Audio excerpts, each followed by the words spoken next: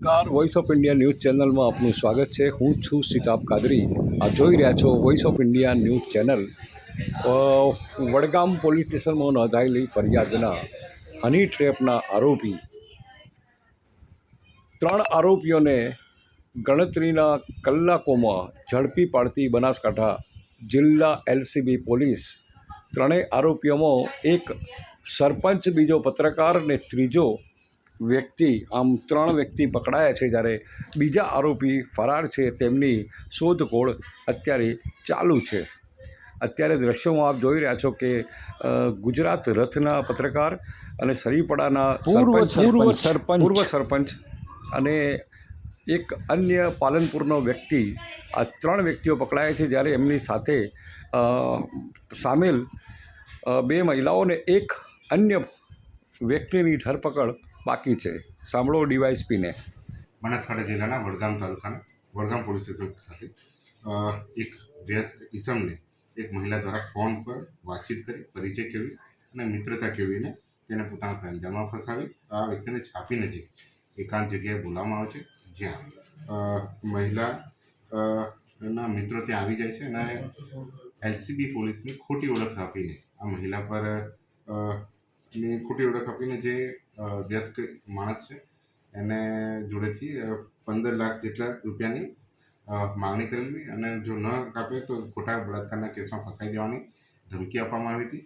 જે અન્વયે આ ગુનામાં 5 લાખ રૂપિયા ફરિયાદીએ આ લોકોને આપી દીધેલા હતા. જે અન્વયે ફરિયાદી જ્યારે પોલીસનો સંપર્ક કર્યો, આ બાબતે વડગામ પોલીસ સ્ટેશને આ હની ટ્રેપનો ગુનો દાખલ કરવામાં આવ્યો હતો.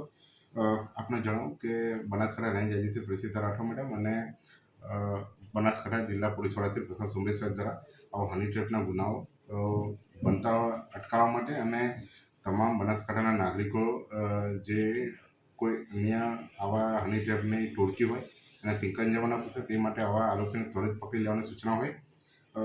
જે બનાસકાંઠા જિલ્લાની LCB team TI DM Rathod અને એલસીબી પીએસઆઈ જાડેજા અને એલસીબી પીએસઆઈ જેએસ ગઢવી તેમના વડપણ હેઠળ અલગ અલગ ટીમો બનાવવામાં આવી હતી. આ ટીમો દ્વારા જે ફરિયાદીઓના સંપર્કમાં રહી અને જે પોલીસની જે ખોટી ઓળખ આપી હતી એ બાબતે આવા ઈસમોને ખાસ કરીને હ્યુમન રિસોર્સના આધારે, ટેકનિકલ સર્વેલન્સના આધારે અને બાતમી હકીકતના આધારે આખી તપાસ કરવામાં હતી.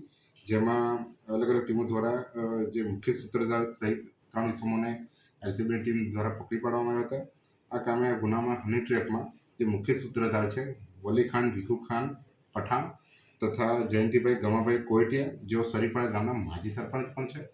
તદુપરાંત જુલ્ફિકાર કાસમભાઈ મકરાણી, જેઓ ગુજરાત રથ ન્યૂઝ ચેનલના પત્રકાર પણ છે.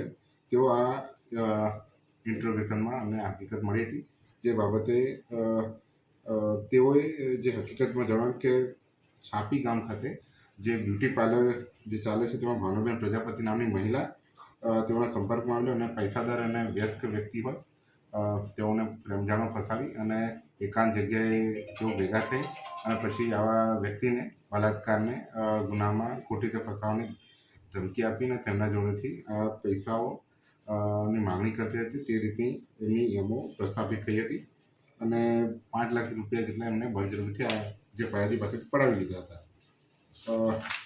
અત્યાર સુધીમાં જે આરોપી પકડાઈ ગયા છે એમાં છે જયંતિભાઈ ગમાભાઈ કોયટિયા, રહે સરીપડા, તાલુકો પાલનપુર, તેમજ વલીખાન ભીખુખાન પઠાણ, રહે સુખબાગ રોડ, પાલનપુર, અને જુલ્ફિકાર કાસમભાઈ મકરાણી, રહે પાલનપુર, જેમને પોતે એલસીબીના માણસ તરીકેની પોતે ઓળખ આપી હતી. વોન્ટેડ આરોપીઓના નામ ભાવનાબેન પ્રજાપતિ ઉર્ફે ભૂમિ પંચાલ, આરતી, જે ભાવનાબેન પ્રજાપતિના પાસે નોકરી કરે છે. તદુપરાંત એક અજાણ્યો ઇસમ જેને હજુ તપાસ ચાલી રહી છે. અત્યાર સુધીમાં જે મુદ્દામાં જે અમે કબજો કર્યો છે એમાં બનાસકાંઠા એલસીબી ટીમ દ્વારા હોન્ડા સિટી કાર અને 3 મોબાઈલ આમાં ગુનામાં કબજે લેવામાં આવ્યા છે. હું આપને જણાવું કે જે આરોપી જયંતિભાઈ ગમાભાઈ કોયટિયા એનો ખૂબ જે ગુનાહિત ઇતિહાસ છે પોલીસ દ્વારા વેરીફાઈ કરવામાં આવ્યો હતો.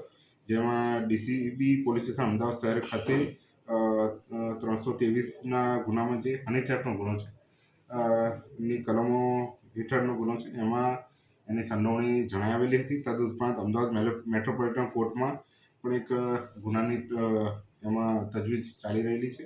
તદુપરાંત પાલનપુર સિવિલ કોર્ટમાં પણ સીસી નંબર 2193/2021 જેમાં 11,33,000ની બાબતની પણ એક તપાસ ચાલી રહી છે. આખા સમગ્ર તપાસમાં જે PI LCB PI DM Rathod, LCB PSI JS Gadhvi, LCB PSI Jadeja તેમજ બળવંતસિંહ, યાજ્ઞિકકુમાર, રાજેશકુમાર, મુકેશભાઈ, અંકિતકુમાર, અલ્પેશકુમાર, નાથુભાઈ, મુકેશભાઈ, પ્રકાશભાઈ, મહેશભાઈ, આશિષકુમાર અને વિક્રમદાન જે એલસીબીના કર્મચારીઓ છે તેઓ જોડાયા હતા અને તેમને ટૂંક સમયમાં આરોપીઓને પકડી પાડ્યા હતા અને બીજા અન્ય આરોપી પકડવા માટે પણ ચક્રો ગતિમાન કરેલા છે. આભાર.